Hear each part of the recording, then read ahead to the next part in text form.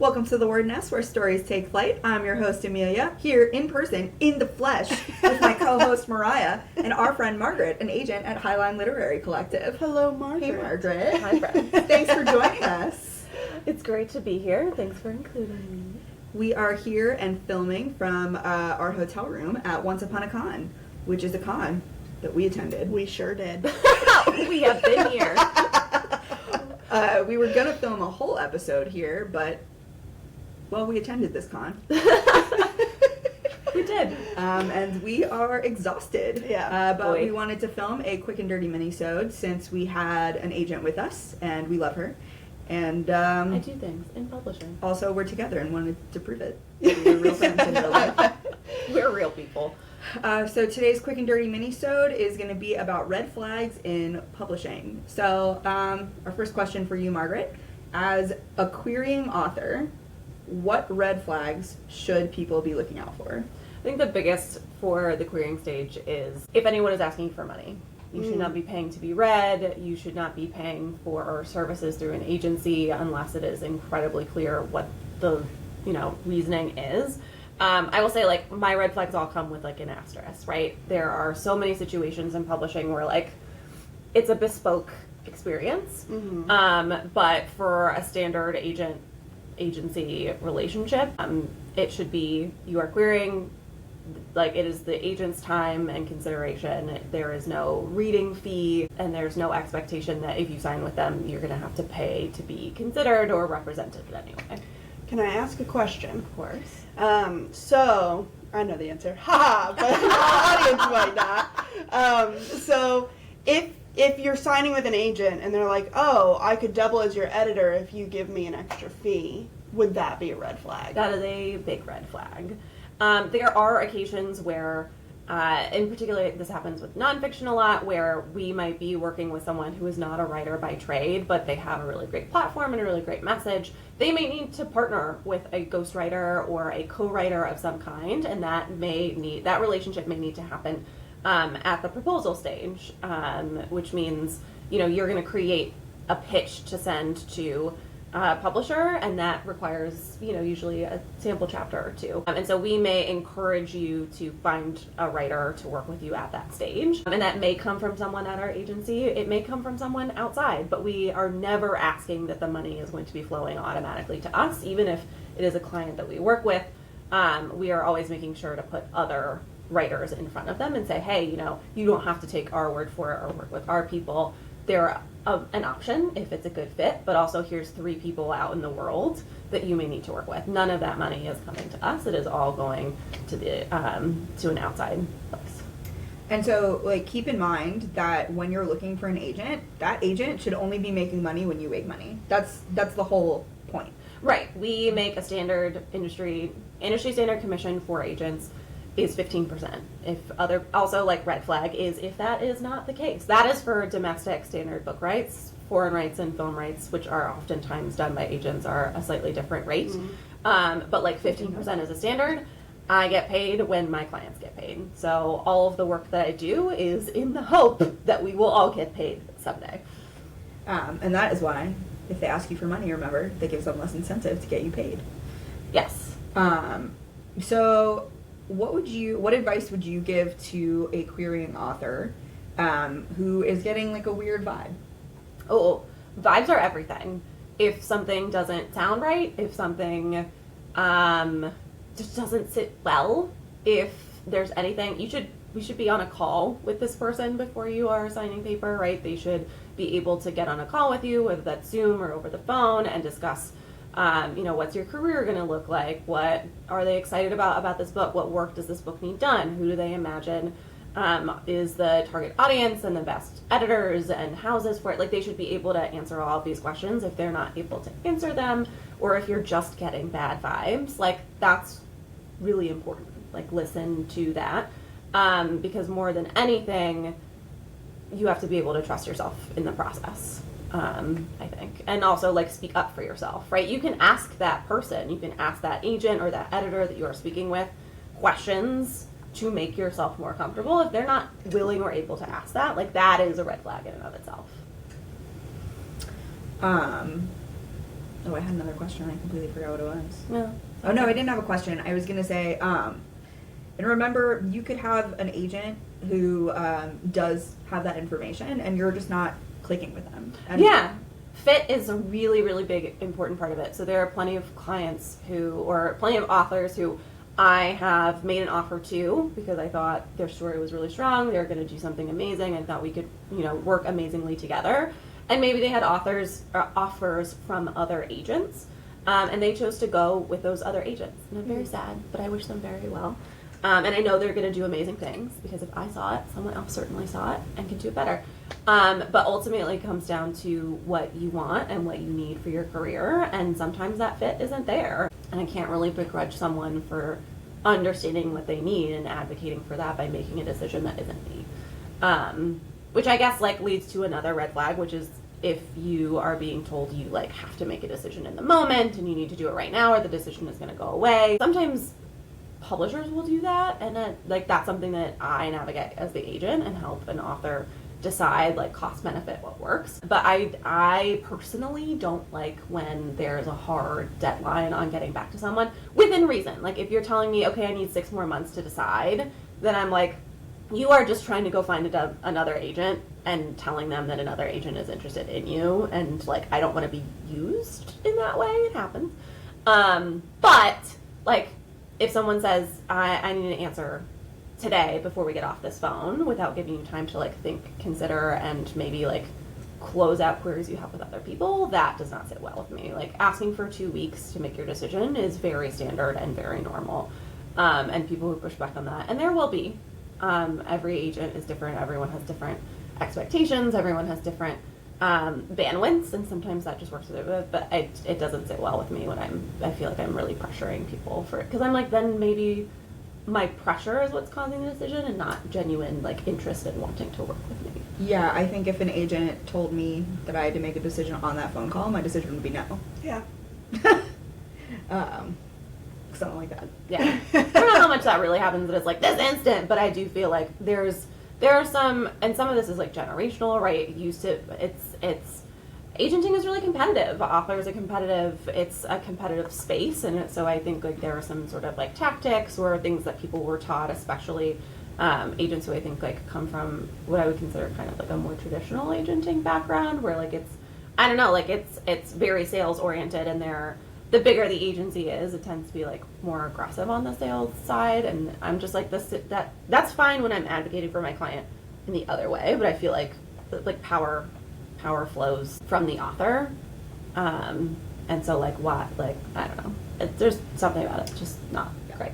Would you say if an agent who is maybe not willing to give two weeks for a decision is 24 hours, is that a...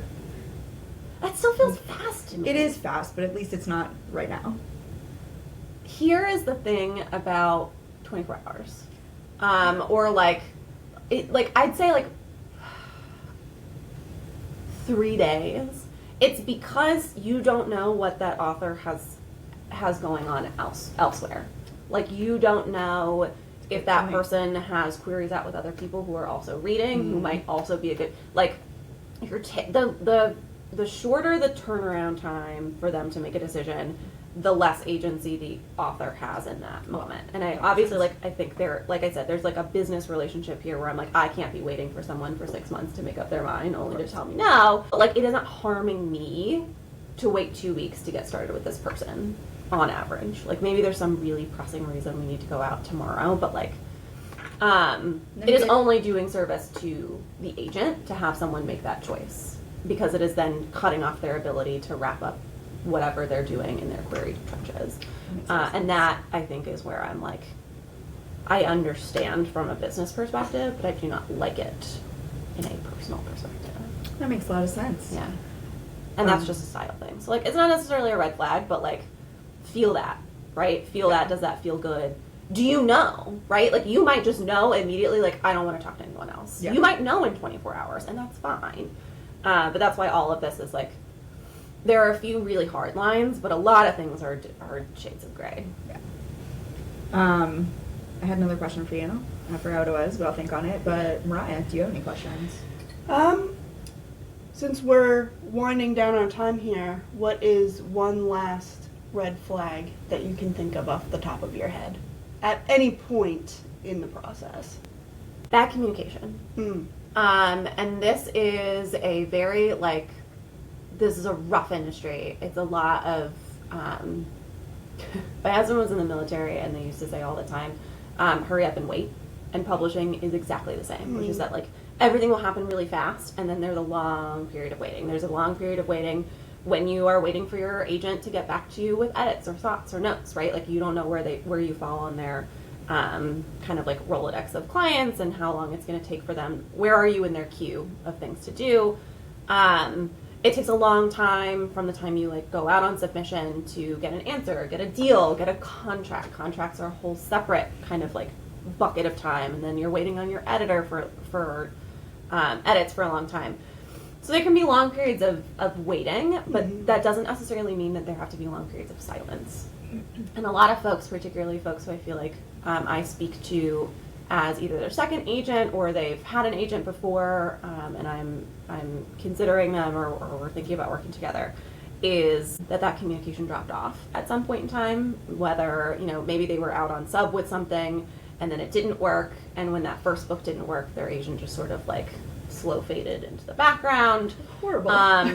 Or, you know, they were simply unhappy with the amount of communication during the submission process or how long it was taking the agent to do certain things, right? Like, I do my best when I know it's going to be a long time before I can give someone edits on their pages. I try to give them a time frame, and if I'm going to break that promise of like, hey, I said I was going to get this to you in 4 weeks, it's going to be 6. Like, I try to check in around the time it should have been coming in and say, hey, I'm really sorry, I'm going to need more time. And I try not to bog people down with, like, the why, because, frankly, unless they're, like, really upset by that, most people don't ask me for it.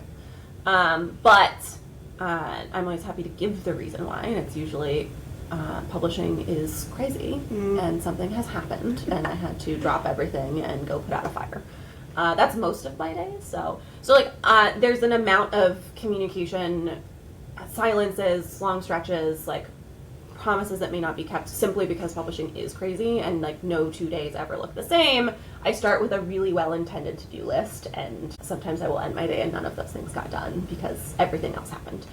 But like, you have a right as an author to understand what's going on, understand how long things are taking, understand why decisions are being made, and get answers, right? Even if I don't have answers, like, I'm sorry, the submission is just still out, I have no new information, or maybe I have information, but it's more of the same, right? So I have 3 editors who passed, some time passes, 2 more have passed, but they're saying the same things. You have the right to come ask your agent, hey, what's going on? I haven't heard for a while. Are there any updates? But like, you're not harassing your agent. They should not make you feel bad for asking questions. And the number one thing I think is just ask an agent how they communicate, how often, what their preferred style is. You know, we all have to have boundaries because it's a very close working relationship and we are real people too. But like, finding that good fit of communication is a big part, I think, of the working dynamic, because there are some people who simply need more hand-holding, and if I can't do that, if I can't say, hey, that's a level that I can rise to, then like, I am simply not the right agent. But no communication is bad agenting, I think. I would agree with that. Yeah. And then I'm going to ask you a question that we didn't pre-approve with you. Oh boy. Just really quick, in like the next 30 seconds, can you give a list of querying no's that would cause you to just sort of author red flags? Red flags are insane word counts to me. If you have a 200,000 word manuscript, none of the genres that I read or represent really warrant that, especially for a debut, and so I look very, very carefully at that. And frankly, anything over, I'd say, like 100 is when I am like, pink flag, I'm looking at this and I'm not sure it warrants that much, but I'm willing to see what's going on here, and maybe if there's a reason for it. Submitting something that's not my genre. I'm very clear online, my query tracker has specific filters, and I can't represent things well that are not within my categories. So I don't, because it's not in service of anyone, and I will not consider the query because what is the point? It's good advice for everyone. I used to read for an agent, and you'd get a lot of, I know you don't represent this, but if they don't represent it, they can't represent it. I can't. I cannot do it well, and it will take me 5,000 times more energy to try and do it poorly. It's simply not good for anyone. Follow the rules of the submission guidelines. I'm not a stickler for, oh no, you sent me 11 and I asked for 10 pages. Like, and I'm not talking about that. But like if someone is saying, please send me 10 pages and you send a whole manuscript, or you don't send a query letter, you just say, hey, here's my thing. Like, following the rules is basic business practices. I cannot trust you to then follow the rules of a publisher or the guidelines that they are asking for, and like that is a red flag to me. I think that's kind of it.